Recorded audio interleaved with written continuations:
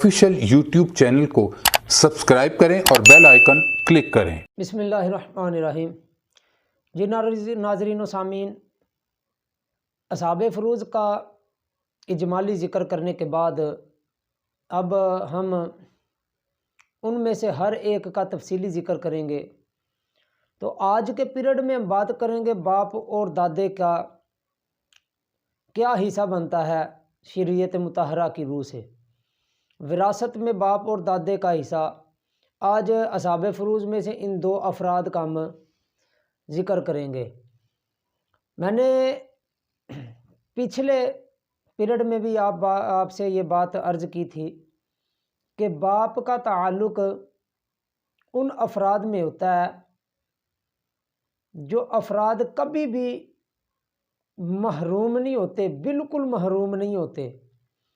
हिस्से में बाज़ औक़ात कमी पेशी हो जाती है, बाज़ औक़ात ज़्यादा मिलता है, बाज़ औक़ात कम मिलता है, लेकिन बिल्कुल महरूम ये नहीं होते। तो हम बात करेंगे सबसे पहले बाप के हिस्से की। तो हमने इसकी निस्बत करनी है फ़ौतशुदा की तरफ, यानी कि फ़ौतशुदा के बाप की बात हो रही है। अगर फ़ौत होने वाले शख्स का, चाहे औरत है चाहे मर्द है, फ़ौतशुदा का बाप मौजूद है और बाप के साथ औलाद में से उसके बेटे मौजूद हैं, इस सूरत में बाप को फ़र्ज़ मुतलक मिलेगा। फ़र्ज़ मुतलक वो हिस्सा जो कुरान पाक ने जो सिर्फ़ और सिर्फ कुरान पाक के अंदर जो उसका हिस्सा मुकर्रर हुआ है वो मिलेगा, और वो हिस्सा है सुदुस, यानी कि छठा हिस्सा। बाप को, फ़ौतशुदा के बाप को उसकी औलाद के होते हुए, उसके बेटों के होते हुए, औलाद में से बेटों के होते हुए उसको फ़र्ज़ मुतलक यानी कि छठा हिस्सा मिलेगा। अल्लाह ताला ने कुरान मजीद फ़ुरक़ान हमीद के अंदर इरशाद फरमाया, वाली अबवैहि लिकुल्ली वाहिदिम मिनहुमुस सुदुस मिम्मा तरका इन कान लहु वलदुन। आयत करीमा सूरतुन निसा की आयत करीमा है कि बाप को उसके बेटों के होते हुए फ़र्ज़ मुतलक छठा हिस्सा मिलेगा। नंबर 2, अगर बेटों में बेटे नहीं हैं, औलाद में सिर्फ बेटियां हैं, तो बाप को फिर दो तरह के हिस्से मिलेंगे। एक तो वो फ़र्ज़ी हिस्सा मिलेगा उसको छठा, और उसके साथ साथ वो असबा बन जाएगा, यानी कि बाप को दोहरा हिस्सा मिलेगा मरने वाले को। बेटियों के होते हुए, बेटों के होते हुए सिर्फ सिंगल हिस्सा मिलेगा उसको फ़र्ज़ मुतलक। बेटियों के होते हुए मरने वाले की बेटियों के साथ बाप को हिस्सा मिलेगा सिर्फ और सिर्फ फ़र्ज़ी, और उनके साथ असबा बन जाएगा। मतलब कि फ़र्ज़ी हिस्सा बाप को दे दिया जाएगा, बेटियों को कुरान मजीद में जो हिस्से उनके मुकर्रर हुए हैं वो दे दिए जाएंगे, और ये सब हिस्से देने के बाद अगर कोई माल बचेगा वो सारे का सारा बाप असबा होने की हैसियत से फिर सारे का सारा माल ले लेगा। ये दो सूरतें होगी। तीसरी सूरत ये है कि अगर औलाद बिल्कुल ही नहीं है, ना बेटे हैं ना बेटियां हैं, बेटों के होते भी बात हो गई है, बेटी के होते भी बात हो गई है, अगर औलाद बिल्कुल ही नहीं है, जो मैंने बात अर्ज की है ना बेटियों की और बेटियों की, ये नीचे तक मामला चलता जाता है। बेटे नहीं है, बेटे के बेटे हैं या उसके भी बेटे हैं, नीचे तक, यानी कि उसकी नस्बी औलाद मौजूद है मरने वाले की, ये उस सूरत में है। बेटी नहीं है, बेटे की बेटी है पोती, या पोते की आगे बेटी है, उस सूरत में वो भी पोती बनती है।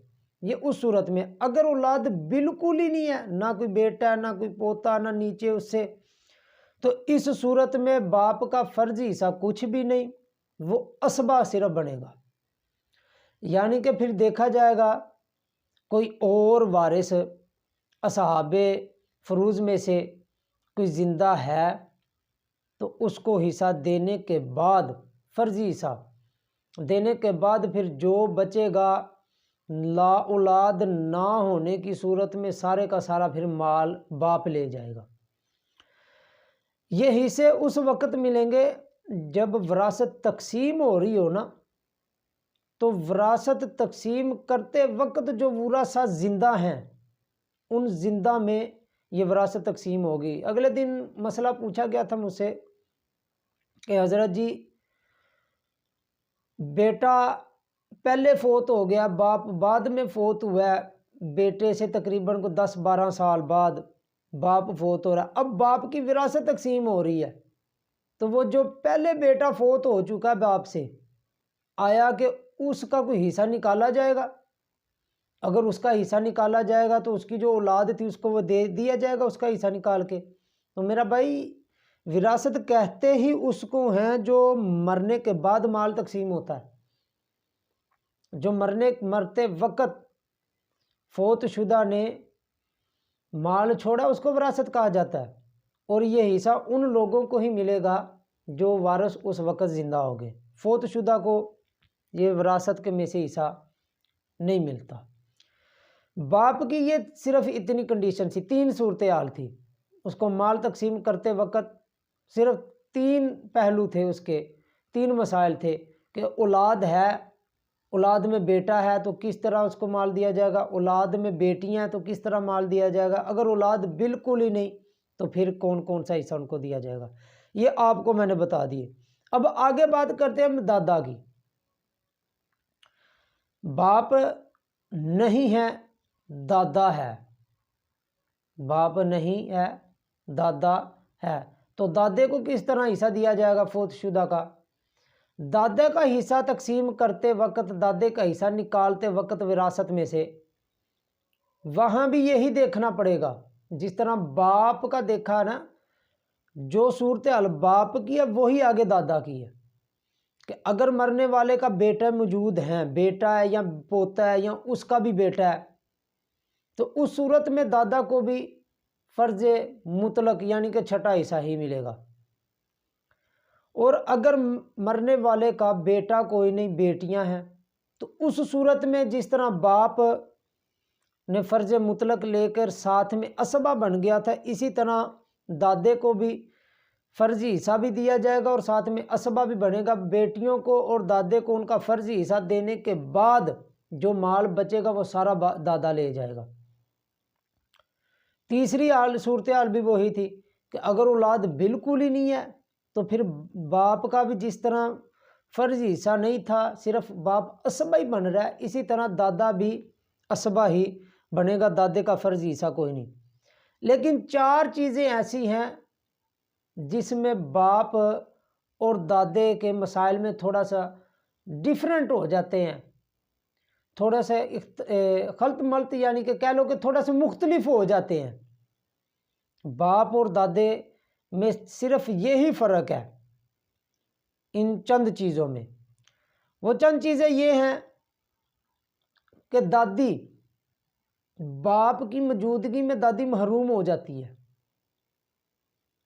مرنے والے کا فوت شدہ کا، چاہے وہ عورت فوت ہوئی ہے مرد فوت ہوا، اس کا باپ بھی موجود ہے اور دادی بھی موجود ہے، تو باپ کے ہوتے ہوئے دادی کو کچھ نہیں ملے گا، الاقرب فالاقرب کے تحت۔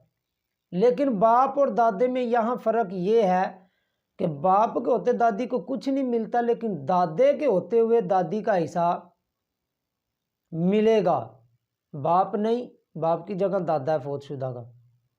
پہلا فرق تو یہ ہے۔ دوسرا فرق یہ ہے دادے اور باپ کے اندر کہ زوجین میں سے ایک زندہ ہے، یعنی کہ شوہر فوت ہو گیا تو بیوی زندہ ہے، بیوی فوت ہوگی تو شوہر زندہ ہے، اور فوت شدہ کے ماں اور باپ دونوں زندہ ہیں۔ اس صورت میں والدین کے ہوتے ہوئے ماں بھی زندہ، باپ بھی زندہ، اور زوجین میں ایک زندہ ہے، تو زوجین میں جو زندہ ہوگا نا، اس کو اس کا حصہ دینے کے بعد جو بچے گا اس بقیہ مال میں سے ماں کو 1/3 ملے گا، یعنی کہ زوجین میں اگر شوہر فوت ہو گیا تو بیوی زندہ، بیوی کو دینے کے بعد ماں باپ کا بھی حصہ تقسیم، باپ کی وہی صورتحالیں ہیں جو میں نے بتا دی ہیں، لیکن فرق بتا رہا ہوں باپ اور دادے میں فرق کیا ہے۔ باپ اور دادے میں یہ دوسرا فرق ہے کہ زوجین میں ایک زندہ ہے اور ماں باپ بھی زندہ ہیں۔ جو زندہ ہے زوجین میں سے، شوہر فوت ہو گیا تو بیوی زندہ ہے، بیوی کو حصہ دینے کے بعد جو بچے گا اس بچے ہوئے بال کا 1/3 ماں کو دیا جائے گا۔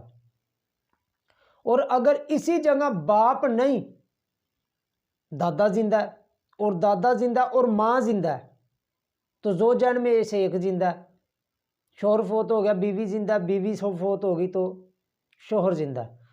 ان زوجین میں جو زندہ ہے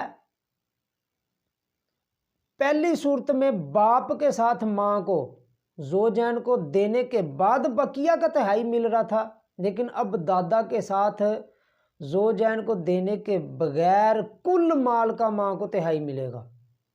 یہ دوسرا فرق تھا باپ اور دادے میں۔ تیسرا فرق یہ ہے کہ باپ کے ہوتے ہوئے بہن بھائی محروم ہو جائیں گے، بہن بھائیوں کو کچھ نہیں ملے گا باپ کی موجودگی میں۔ مرنے والے کے بہن بھائی موجود ہے، باپ موجود ہے، تو باپ کے ہوتے ہوئے بہن بھائی بالکل محروم ہو جائیں گے، چاہے سگے ہیں یا الاتی ہیں یا اخیافی ہیں، کسی قسم کے بھی، ماں شریک بھائی، بہن شریک بہن بھائی، ماں شریک بہن بھائی، باپ شریک بہن بھائی، حقیقی بہن بھائی باپ کے ہوتے محروم ہو جائیں گے، لیکن دادا کے ہوتے وہ محروم نہیں ہوں گے، ان کو حصہ ملے گا۔ یہ تیسرا فرق تھا، یہ تیسرا فرق تھا باپ اور دادے میں۔ چوتھا فرق ہے کہ باپ کے ہوتے ہوئے دادا محروم ہو جائے گا، کیونکہ اگر اس کی وجہ یہ ہے کہ اگر دادے کی نسبت میت کی طرف کی جائے تو بیچ میں باپ کا واسطہ آتا ہے۔ جب تک وہ واسطہ موجود ہے، جس واسطے سے فوت شدہ کا اس کے ساتھ تعلق بن رہا ہے، اس واسطے کے ہوتے ہوئے دور والا رشتہ دار ساقط ہو جاتا ہے۔ باپ کی نسبت دادے کی نسبت کی جائے میت کی طرف تو باپ کا واسطہ بیچ میں آتا ہے، اسی نسبت اسی واسطے کی وجہ سے باپ کے ہوتے ہوئے دادا محروم ہے، کیونکہ الاقرب فالاقرب قانون کے تحت میت کے جو زیادہ قریب ہوگا اس کو پہلے حصہ ملے گا دور والے کی بنسبت۔ دور والا بعض اوقات پہلے والے کے ہوتے ہوئے، قریب والے کے ہوتے ہوئے محروم ہو جاتا ہے، تو یہاں دادا بالکل محروم ہو جائے گا۔ یہ دادا اور باپ کے احوال تھے کہ ان کے درمیان کس طرح حصہ تقسیم کیا جائے گا۔ یہ صورتحال آپ کو بتا دی گئی ہیں۔ اگر پھر بھی کسی کو کوئی سمجھ نہ آئے تو آپ احباب اپنے ارد گرد کے علماء سے رابطہ کریں، مجھ سے رابطہ کریں۔ آپ احباب کو الحمدللہ قرآن و حدیث کی روشنی سے آپ احباب کا وراثت کے مسائل کا حل کیا جائے گا۔